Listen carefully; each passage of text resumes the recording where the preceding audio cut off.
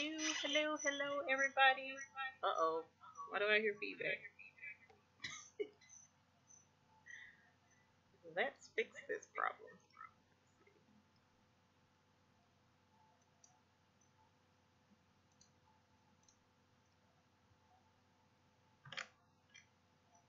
Is that better? I still hear feedback.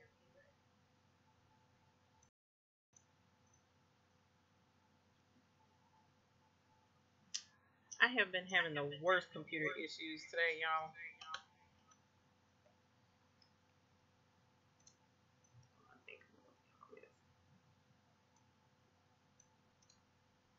All right.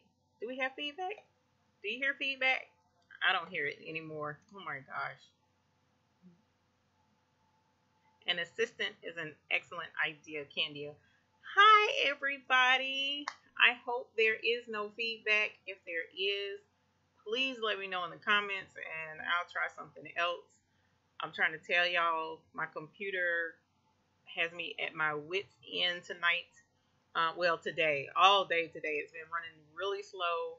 And at one point in time in my life, I used to work on and build and um, fix computers for people, rid viruses and stuff like that. And I just don't have the mental strength for it anymore at all, period. So it's crazy. But for the first time ever, I think I'm going to wind up having to put my computer in the hands of someone else. And it's kind of frightening to think about it. But anyway, that's a different subject. How is everyone tonight?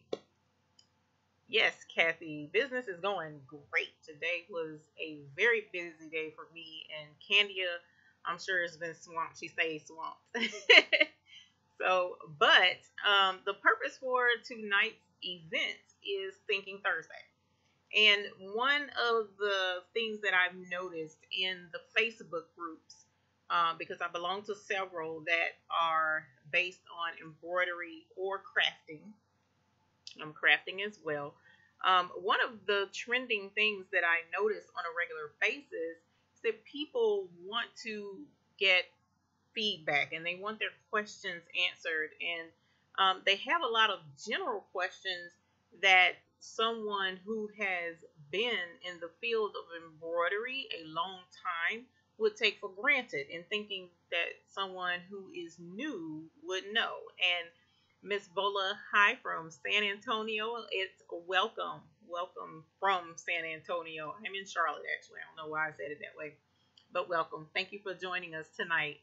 I am wanting to, number one, answer the question that another viewer posted in our live event on Tuesday, which is her question actually involved me. And she wanted to know a little bit more on what got me into embroidery, what got me into the business, how I started my business, and some financial things about, what it took to get started. And I'm also going to follow her advice as well.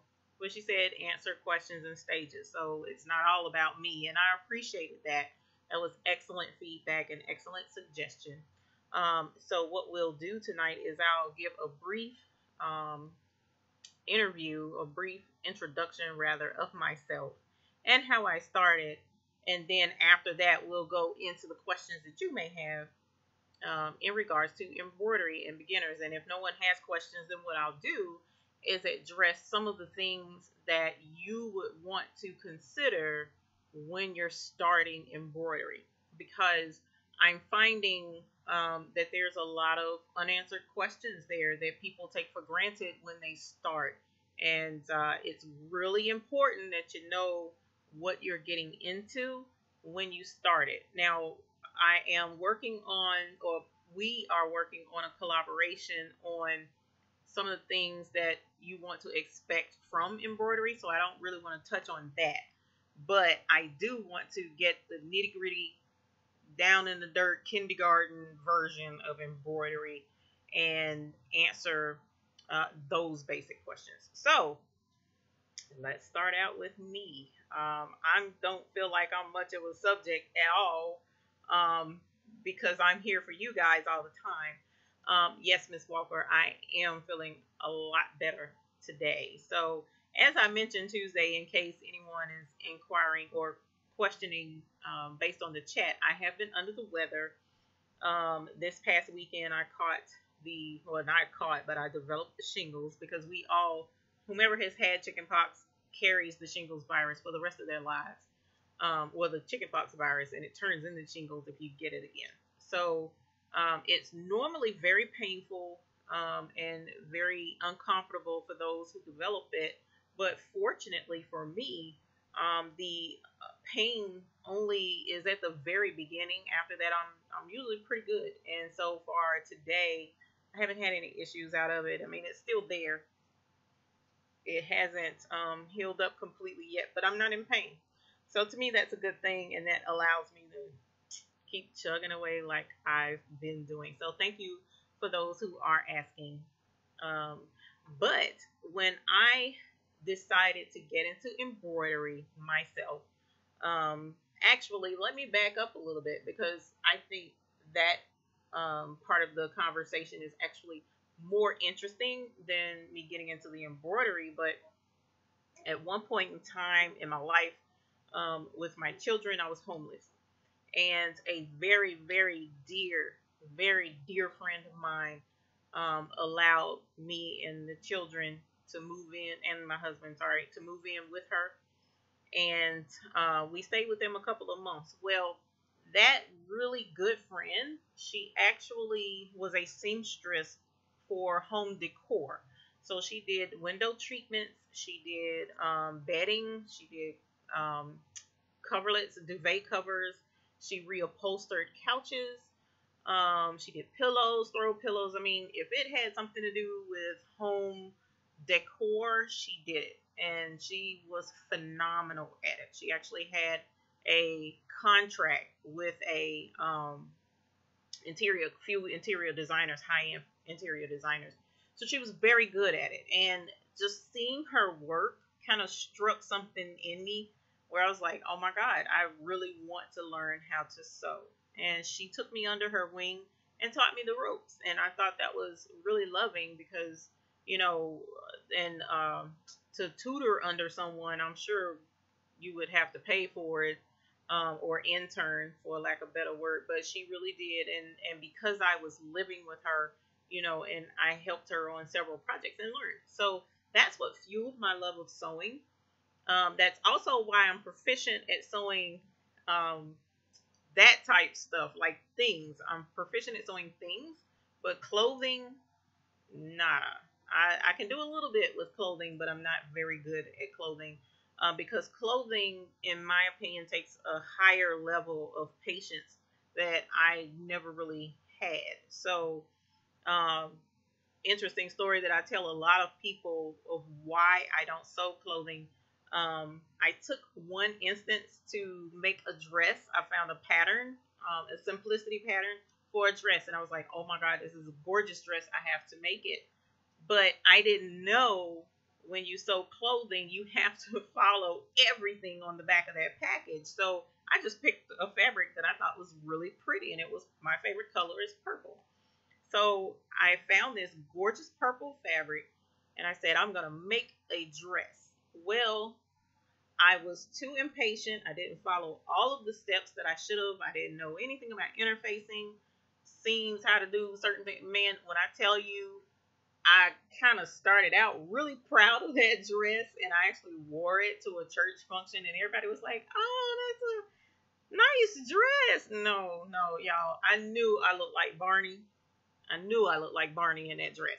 So I took it home and promptly threw it in the trash. It was like, never again. And that was probably about 12 years ago that I tried that. So I was like, no, sewing clothing wasn't for me at the time. Now I kind of want to get back into it, but that's a horse of a different color.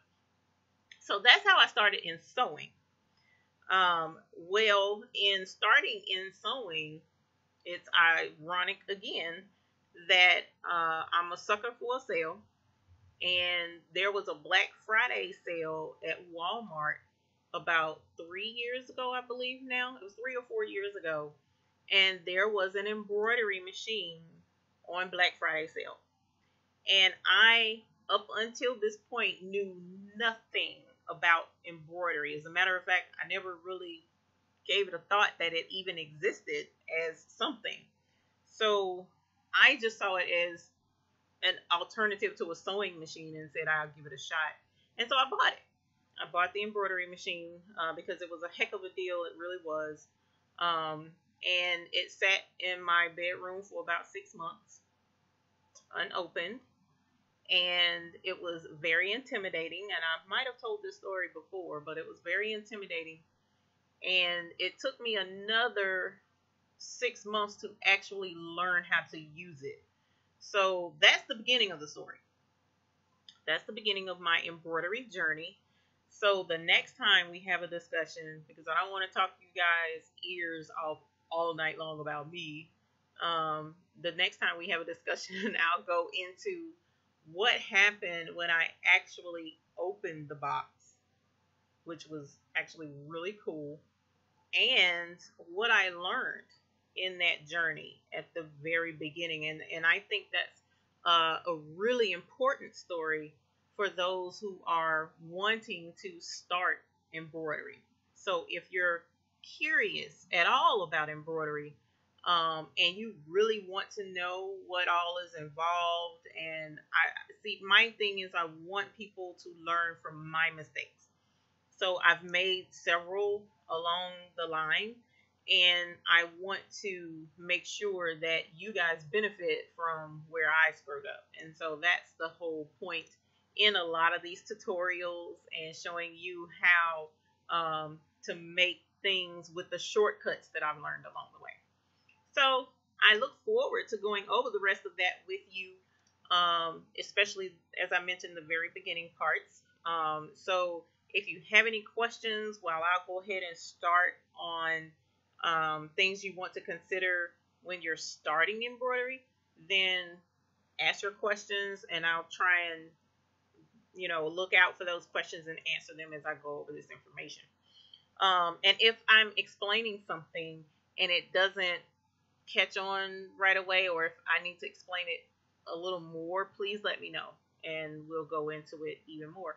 But for starters, embroidery is not necessarily an easy occupation to get into, especially if you're trying to get into it for an occupation. Now, we're not even going to touch that because I think that subject is better for the other videos that we have planned. But for a hobby, if you're trying to get into embroidery, the first thing you need to understand is most of the things that you see for sewing, your needles, your thread, your machine, most of those things for embroidery are completely different for sewing. So if you have a home embroidery machine, which I do, I have three. I use the Brother PE 500, the SE 400, and the SE 425. I have three Brother machines, okay? Now, the PE 500 is strictly an embroidery machine only. That's all it is. All right. But the SE 400 and the 425, it's a combination machine. So it's sewing and embroidery as well. And all three of these machines are sold by Brother. While you can do sewing on the SE 400 and the SE 425, when it's time to go from sewing to embroidery, you really should be changing your needle to an embroidery needle, and you really, really should be changing your thread from sewing thread to embroidery thread. Embroidery takes completely different thread. You really have to make sure that you're paying that some really close attention. And the reason why is because as the sewing machine goes, it's basically just up and down, usually not super fast while you're sewing, and you have a straight seam that goes in one particular direction for the most part, forward. Of course, when you backstitch, it's backwards, and that's it. Whereas with embroidery, machine is going way faster. It's pounding out a design. Usually stitches are all over on top of each other multiple times, in and out of the fabric. So what happens is your thread is shredding as it goes through the fabric, especially the cotton thread, which is what's normally used in sewing. All right. So that cotton thread, as it sheds those fibers down into the machine, it can gum it up and mess up your machine really quickly. So the embroidery is better structured for all of that friction. It's also slicker to help it as it sews through the machine and the fabric, and makes life so much easier for embroidery. I mean, it's not impossible to embroider, rather, with sewing thread. It's not impossible. It can be done, but you risk damaging your machine by using regular sewing thread in an embroidery design. And the thread probably won't last very long in an embroidery design. So number one, you really need to understand that sewing and embroidery require two different types of materials. Even the needle, the embroidery needle has a larger eye than a sewing machine needle. So you have to make sure that you have embroidery needles and a sharp and then a ballpoint for your jersey stretchy fabrics, and you need the same two types of needles in your sewing machine for sewing. So that's really important, and I didn't realize how many people probably didn't, well, how many people didn't know that. I've seen that question quite a bit.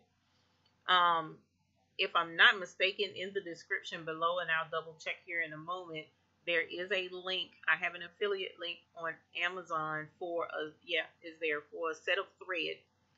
Really good embroidery thread from Amazon, and it's affordable and it's really good. I actually use a version of it myself, and it's wrong hand. It's the top layer of threads, which you can't really see because my light is on, but I do use it quite frequently. So, and I haven't had any problems out of that thread damaging my machine or snapping or anything like that. I haven't had that issue out of it. So it's a really good thread. I use it. I've used it. So I recommend that. So that's the first thing I would let you, when you start a project, do you find yourself losing track of time? Next thing you know, it's the middle of the night. Yes, definitely. All the time. All the time. Matter of fact, that happened to me today, which is why I'm on here as late as I am. I did not intend to be up this late. I really didn't. Hi, Kathleen from Atlanta. You're close by. So one of these days when I truck down that way, I'm going to have to stop and say hi. How often do you change your embroidery needle, and how do you know it's time to change it? Now, that is a loaded question, Miss Kathy, and that is a very important question for embroidery. And hi, I appreciate you popping in. Is it Janie? Hello. Thank you for leaving a comment. With the embroidery needle, it is recommended that you change your needle with every project. That's what's recommended. Now, I don't know if it's the needle manufacturers that suggest that or not. I have no clue. But I will tell you, I don't change my needle with every project unless, like for instance, this project here that I did is for a patch, right? And this particular patch was a little stitch heavy. All right, it had quite a good bit of stitches to it. And patches are kind of heavy on the machine, especially when the entire patch is stitched. Okay, so some people, when they do a patch, they may like the white. If they use white patch fabric, they'll leave the white blank and then do everything else. Well, with this particular patch, I didn't. The entire patch is embroidered. So this type of project can be really heavy on the needle, and as you see, I did 6 of these. So after about 2 of them, I changed the needle. Why would you want to change your needle so frequently? What people don't realize is all it takes is a micron, for lack of better measurement, because I hate math. I'm not good at it, even though I use it in sewing and embroidery. Go figure. But it could be off just a teeny smidge and you not know it, but your embroidery machine will. So when you're embroidering and you start having complications, your thread breaks, it keeps bunching up on the bottom, it snags, or anything out of the ordinary when you were sewing just fine 30 seconds ago, change your needle. A lot of times your needle is the culprit. And that's the easiest thing you can do is change the needle actually. So change your needle first. All right. And then after you do that, then you follow the other steps, which I do have a video out there that shows regular maintenance, but it's on these guys' machine. It's on the brother machines. So at some point I really want to delve into other machines, but for right now I only have brother. Brent, any particular brand of embroidery needle? Oregon has been a favorite, and I've used, I think it's Schmetz. I was glancing, trying to find the package because I just had one earlier because I had to change the needle, and of course, oh, here it is, Schmetz. I've particularly, whoops, can you see? Okay. I found these to be really cool, and it actually says embroidery needles on it. It says that, whereas the organs don't necessarily say that.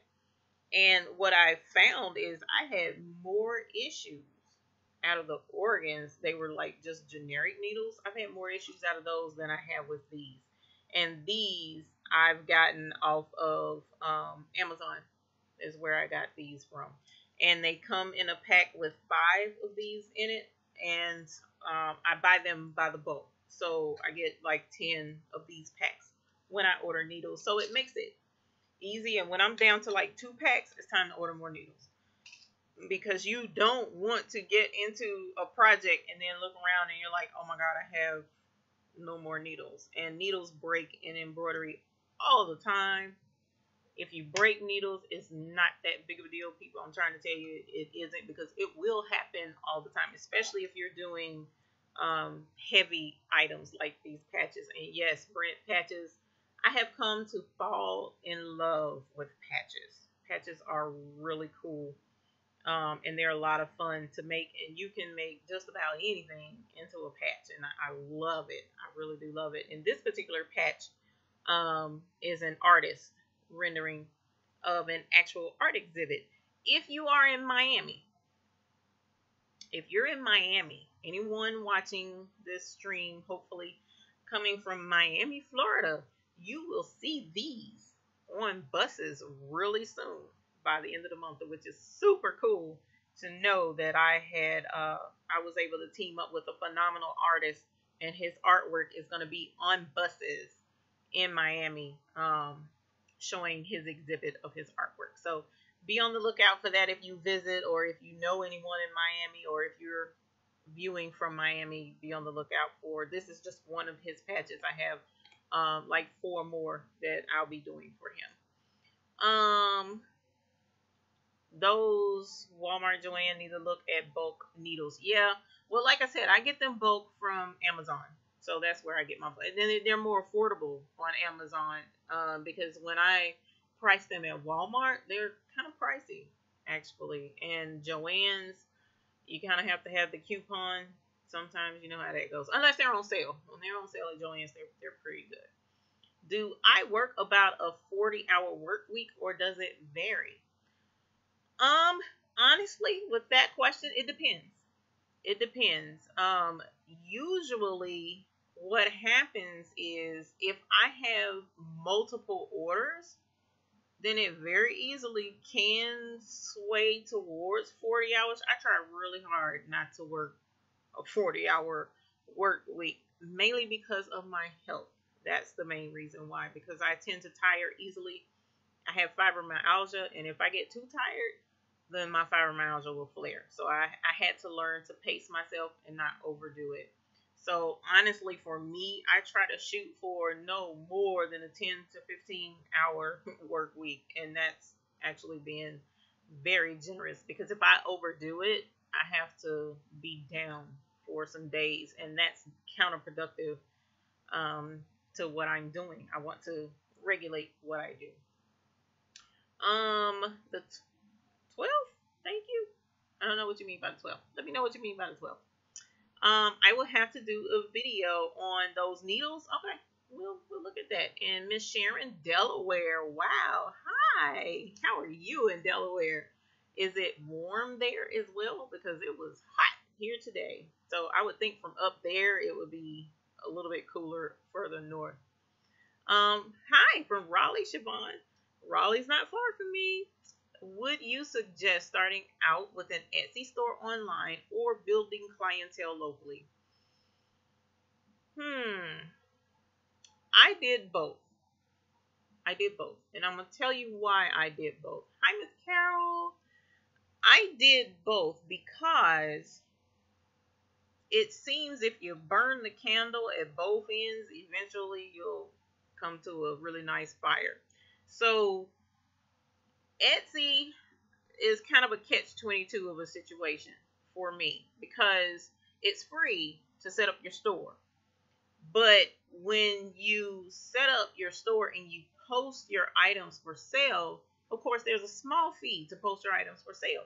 And then every time you sell something, there's a small fee. Well, the thing is with Etsy, just like it is in person, you have to build up your clientele. All right. Etsy, yes, you have a way wider audience on Etsy. You know, you have people all around the world that are going online looking for products to purchase. So you kind of have an advantage on Etsy with that versus locally, because locally you're at home, your machine's at home, who knows what you're doing.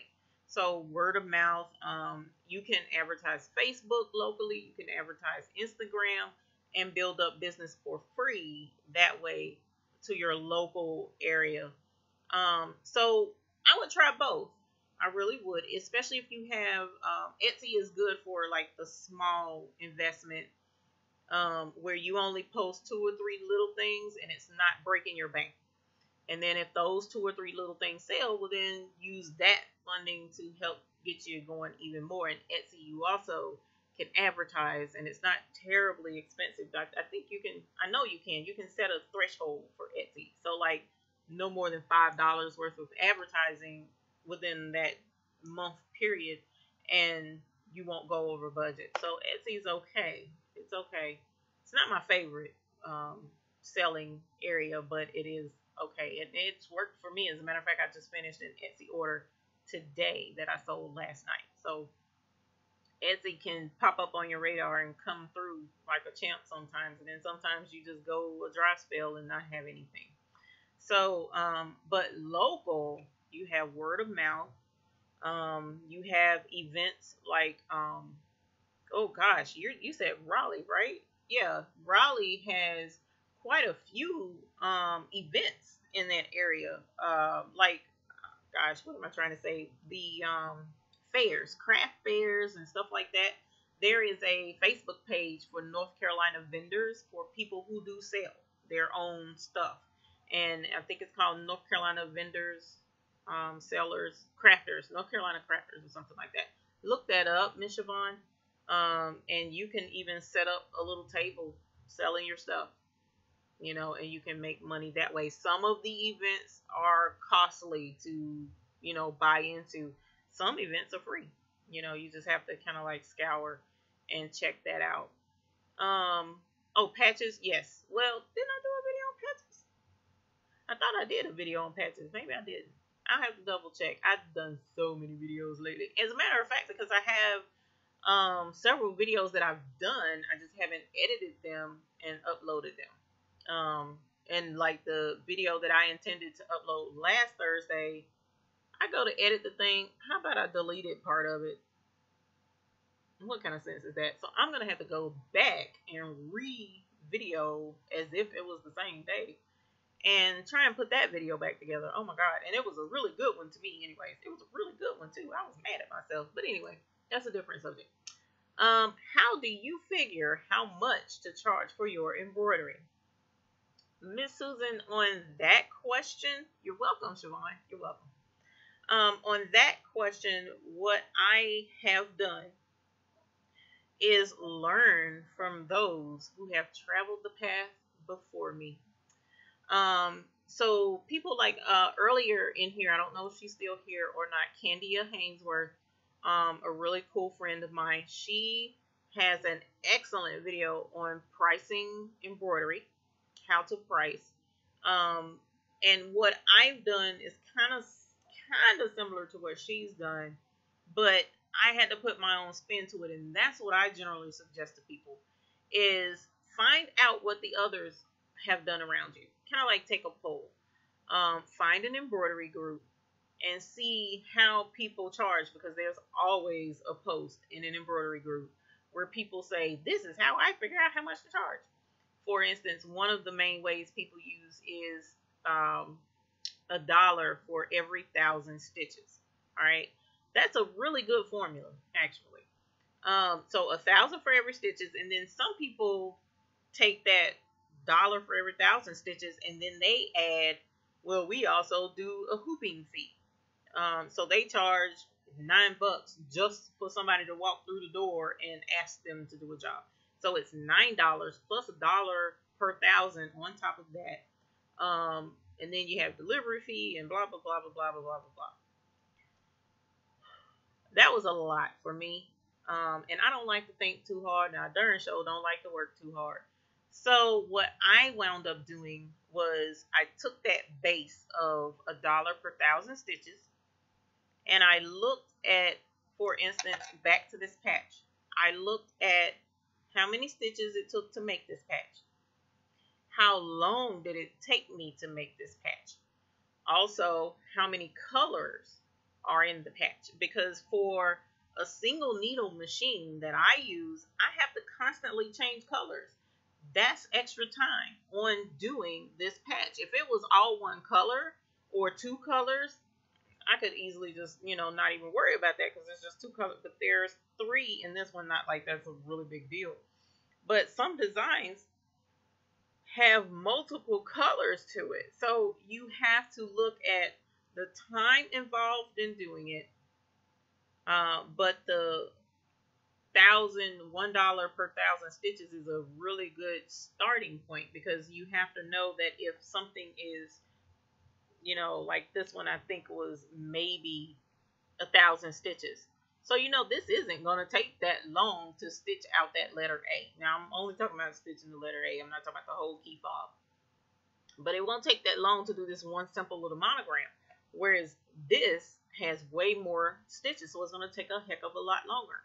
So how much do you think you're worth an hour? How much do you think that you are worth an hour? Okay. Take that $1 per 1,000 stitches and then think about how much you think you're worth an hour and try and merge the two some kind of way. All right. Because this might have only taken me 10 minutes to make, but if I'm only charging $1 for it, is that worth my time? It might be, it might not be. I don't, that's a personal question that you really have to answer. Because I know for me, I'm so free-hearted sometimes. I'll do a lot of work and, I'm like, you know what, I'm going to look out for you and give you a deal, and it winds up where I'm worn out by the end of the day and I'm like, oh my God, why did I only charge blah, blah, blah, blah, blah. So I hate I didn't really completely answer your question, Miss Susan, because to me that's, so many people are like, you should charge this, you should charge that, you should charge a hooping fee. But in my opinion, that's actually a personal question there's a basis. So to answer your question, I base mine $1 per every 1,000 stitches. And that could be outdated by now, but most people still stick by that $1 per 1,000 stitches.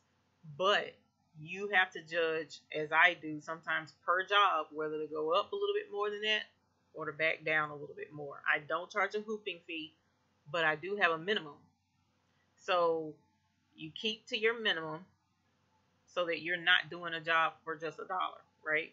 In order for me to turn on my machine and even do any work, there's a minimum fee. And stick to that. That's your starting point. And then you build from there. Okay? I hope that answered the question. If I need to clarify a little bit more, I'll think a little bit harder on that and see if I can't answer it a little bit better. But for the most part, that's how I do my charge for embroidery. Oh gosh, and then you have, because then too, how can I tell you only $1 per 1,000 stitches and the difference between embroidering on a hat versus a shirt? That's two totally different items that you're fighting with. Your hat, you're gonna fight a little bit with. You got to do a whole heck of a lot more to get the embroidery just right on a hat versus on just a shirt. You know, so the $1 per 1,000 stitches to me really doesn't equate fairly in an instance like that. So that's why I said get your minimum. Once you have your minimum, like if your minimum is $10, I'm not doing anything unless I'm getting at least $10 for it. Then there you go. You know. Thank you, Miss Bola, and you're welcome, Miss Susan. I'm sorry, I was like all around Robin Hood's barn, like I have a tendency to do. I'm sorry.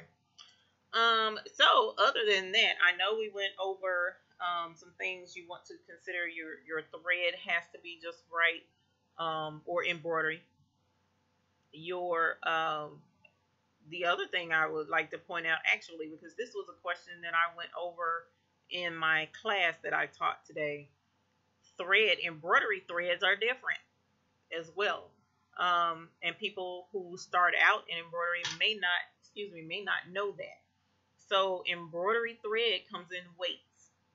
All right. So the higher the number, the thinner the thread. And if you're an electrician, or something of that nature, I think the wiring is the same way, like 12 gauge and 8 gauge, things like that. I know a little bit about it, not too much. So, like for instance, this particular thread is your about to be empty regular spool of thread, and it may not look like it, but this thread is 40 weight, and this bobbin thread here is 60 weight. And I'm going to see if at all possible I can show you the difference. I don't think that you'll be able to see it, especially on my fat hand. Nope. Not really. No. Yes. No. No. Not really. But it's definitely thinner. And one of the ways you can definitely tell is stitch out little teeny writing. It's funny how a lot of times when the people start out doing embroidery, one of the first things they want to do is embroider on a handkerchief, or, you know, do something really teeny, almost seemingly impossible type stuff. And they get frustrated because it doesn't stitch out beautifully like it did in the picture that they saw. Most likely the person that stitched it out originally used a thinner thread, and the letters are crisper on a thinner weight thread. So you got your different weights. As a matter of fact, Madeira, their thread goes even as small as 75 weight. So they even have just extremely thin embroidery thread for those really detailed, delicate designs. Your basic embroidery thread is going to be 40 weight. Some of your metallics are going to be 30 weight. So you want to keep that in mind as well. Another question that I discussed today is your embroidery comes in different spool sizes. So if you're starting out, what type machine do you have? If you have a home embroidery machine, that's just one, spool at a time, and you have to change colors with every spool, and 9 times out of 10, you're only going to be able to handle like this 1100 yard spool of thread.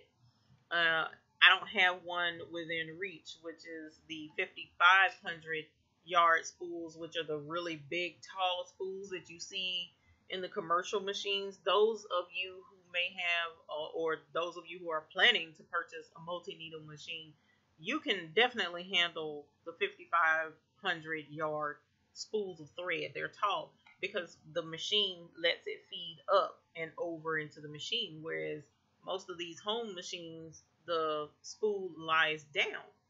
So it's not enough room on top of the machine for those tall spools of thread. There is a way around that. There is a way around that. However, when you're first starting out, it really is not necessary to buy the really large spools of thread. For instance, this is the black. You're going to go through a whole heck of a lot of black thread in your embroidery career. Um, and a spool still, as much work as I do, the spool still lasts a good bit for me. But then again, of course, it's going to depend upon, the types of jobs that you do, because these patches suck down some red thread. I still didn't empty the spool, but I got close. So it also depends on the projects that you're doing. So yes, you have to definitely look into the size of your spools and the weight of your spools. Do I use rayon or polyester? If I'm not mistaken, it's a polyester rayon blend, if I'm not mistaken. The majority of the threads that I use are from Madeira. And Madeira, oh, well, polyester. Never mind. That just answered my question. It's right there in front of the thing. Polyester. But I was saying a blend because it's called poly neon. It's the name of the thread. So I was thinking poly rayon. They just called it poly neon. Shouldn't have assumed. But this is who I normally use, is Madeira.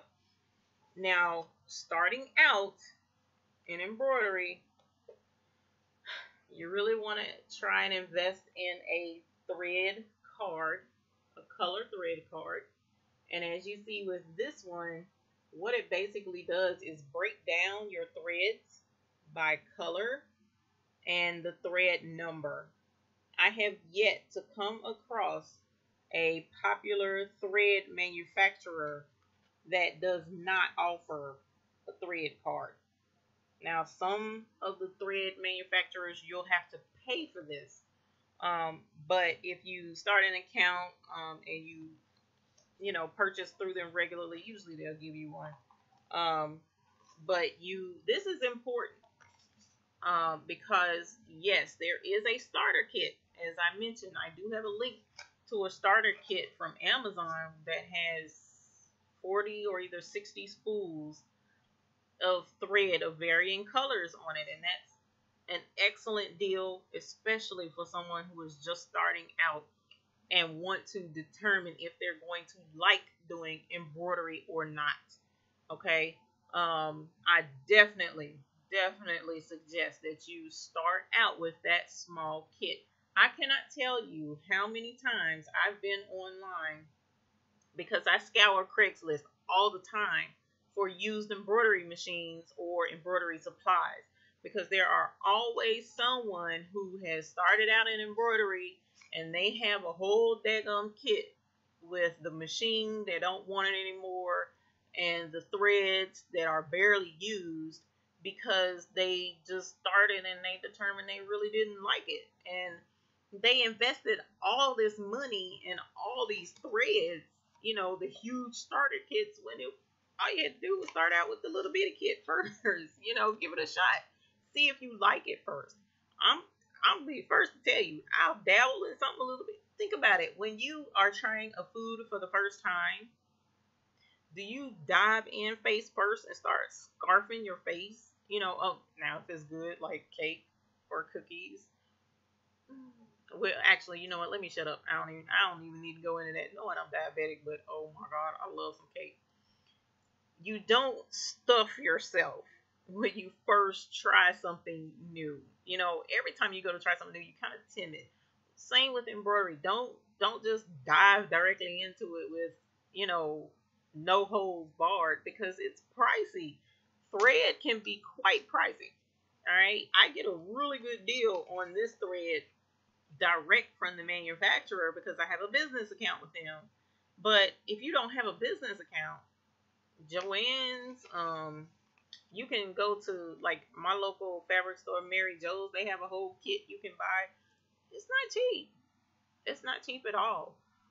So I definitely suggest starting out with that little bitty kit from Amazon. See if you like it, and then if you love the embroidery and it's going really cool, and you're like, hey, I can do this, then dive into it and get the rest of your colors.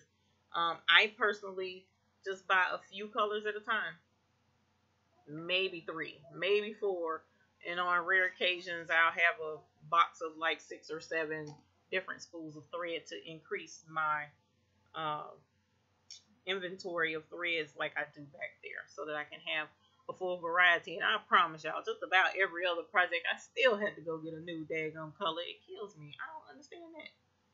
I just don't. So, that's that. I think. I don't know. Yeah, Carol, the thread cards are awesome. I'm trying to tell you. I have another thread card from Gnold. Who was it that was from Atlanta? Because Gnold is right near Atlanta. Didn't I hear somebody say something about Atlanta? I know I did. Kathleen, yeah. Atlanta, right up above, just above Atlanta is Gnold, and they have excellent thread as well. I have used their thread. And as a matter of fact, they have free shipping if you buy $100 worth of thread, which I've only been able to do one time. But they have it. So check locally sometimes and see if there's a local thread supplier near you. Because in Charlotte there's Tex-Mex and Madeira that are local, and you can get really good deals at buying thread at a wholesale cost. That's the operative word you want to look for. Alrighty, ladies and gentlemen, it is now going on midnight here. I did not realize I've been talking that long. Face first, yeah, that would be about how it goes sometimes with people when they're trying to jump into something new and don't realize that they could be biting off more than what they actually can chew. But I will, Floriani, yes, Floriani I hear is really good. I'm trying to think, is that the name? I can't remember the name of the thread at Tex-Mex. I'm going to have to look into that and see if I can't find that out. But yes, I love my Madeira thread. Mainly because it's so easy for me to go get to, and the price is excellent. So I do use a lot of Madeira thread. If they ever shut down my local supplier center, I will be so devastated. But, you know, c'est la vie. It happens. But definitely I want to end this live broadcast with some things for you to think about, okay? So for those of you who are interested in starting embroidery, I hope the little bit of information that we imparted tonight wasn't too overwhelming for you. But I do want each and every one of you who is interested in getting into embroidery. Now, that's mainly who I'm addressing right now, because there's a lot of you guys in here who have been doing embroidery for quite some time.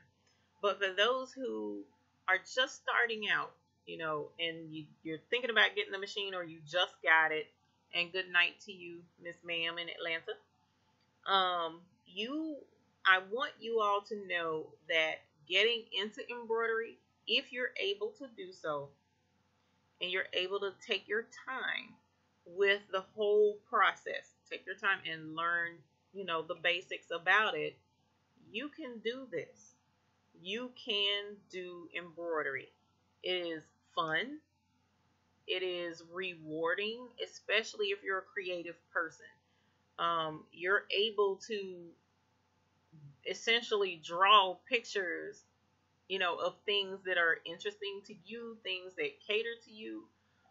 Embroidery is such a personalized experience, not only for the customer that you're, you know, giving things to, but to yourself as well.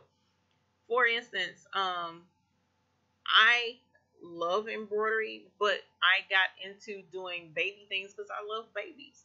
I see a lot of women who enjoy doing the snap tabs, the little keychains. This is their all-time favorite thing to do. So that's what they do with embroidery. I'm starting to love patches. So, I delve into the areas of embroidery that I love and that interest me. Just because you have an embroidery machine doesn't mean that you have to do all of the areas of embroidery. You don't have to. So try different areas and see what you like. But once you find your niche and you find an area of embroidery that you love, then the sky's the limit. The sky's the limit because there's always a market for whatever type of embroidery it is that you have to offer. Don't ever think that it's not. So, snap tabs, you know, you may not be able to sell them at the local yard sale, flea markets. You might can move them pretty good. Schools, kids love the snap tabs and the personalized keychains. College is starting up. Those kids love personalizing everything. Go into that if that's something that you like. If you like babies, babies are born all the time. And I don't understand it. Lord, what's in the water? Don't matter. I can drink all the water I want to because we burnt that barn down a long time ago. I ain't got to worry about the baby thing. But babies are coming all the time, every time. So you can definitely find a market for that. Brent, you're talking about the patches. I'm finding out more and more people are getting back into patches because patches used to be a really hot thing way back when, before I was a whippersnapper. Patches are coming back hard and fierce. So if you can get into patches, look at all the different areas that people. What's the name of those things? The Pokemons. Even though I think pretty sure they're trademarked, but any type of thing that these kids are interested in. Pokemon, you got your superheroes that you can tweak and make it where it's not 100%, Hulk or whatever those people are, which I do know Marvel. Don't think I don't. But patches are really cool, and the designs that these girls are doing with their jeans and ripping the jeans and putting patches on them. Patches are like the thing now. They're really about to hit the scene hard. So you have your patches, you have your business logos and shirts. I love doing business and corporate logos on shirts. That's an area. I mean, there are so many different areas of embroidery that you can partake in. There's something out there for you. There is something out there for you. You just have to take your time and figure out what it is. That's the other reason why I say don't blow your bank on tons of embroidery colored threads and all these different kinds of stabilizers until you know what you want to get into. Just get a few things here and there, try it. If you don't like it, well, you didn't spend that much. Now move to the next thing in embroidery that you can give a shot to. Think reasonably. Simply, slow and steady wins the race. So I appreciate you all for tuning in tonight. It was a lot of fun. I do like live. Hopefully we can build up our audience and have a whole lot more interaction as time goes on. So Brent, I really appreciate you being here with me this evening, talking about our cool retro patches because yes, we're definitely doing those. Sandra, find your niche, dear. It's there. I know it is. That's the thing. My goal is to try and make everyone's embroidery a whole heck of a lot easier and a lot more fun. So, the 1980s and 1990s, Stephanie, yeah, that's about when it was, wasn't it? I think even patches were a little bit before that, wasn't it? I'm not 100% sure, because I was born in the 70s, so, but I do remember patches in the 80s. So, Miss Stephanie, thank you for being here. Miss Carol, thank you for being here. Susan, Vola, Oren, I'm hoping I'm saying these right. If I'm not, let me know. Send me a message. Siobhan, I enjoyed you being here. KW Unique, always a pleasure. having you in with me and Janie, right? Janie, thank you for being here as well. Miss Jean Walker, I really did appreciate you asking that I was feeling better, and I hope you're still in here so that I can tell you thank you. Miss Kathy and Miss Candia, thank both of you guys for stopping in with me this evening. It was a little bit lengthy, but I enjoyed being in here with all of you. And above all else, with our embroidery, I believe in you. I know you can do it. It takes a little bit of time and a whole heck of a lot of patience. A whole heck of a lot of patience. I can't tell you how many times I just had to say, you know what? I'm shutting this machine down.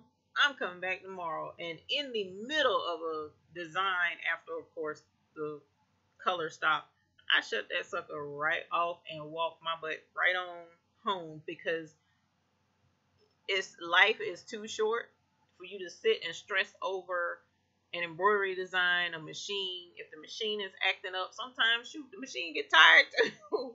Cut that sucker off. Say, you know what, we gonna try this again tomorrow. Me and you, machine, me and you. And then come back the next day after you've had some rest and some time to refresh and reflect. And you can recuperate and get yourself together and then come back and try the next day. Even if a job is due, that's why I tell my people 2 to 4 weeks before your job is done. And I tell them that because I never know what could happen from one day to the next. If my machine goes down, I've already told you 2 to 4 weeks.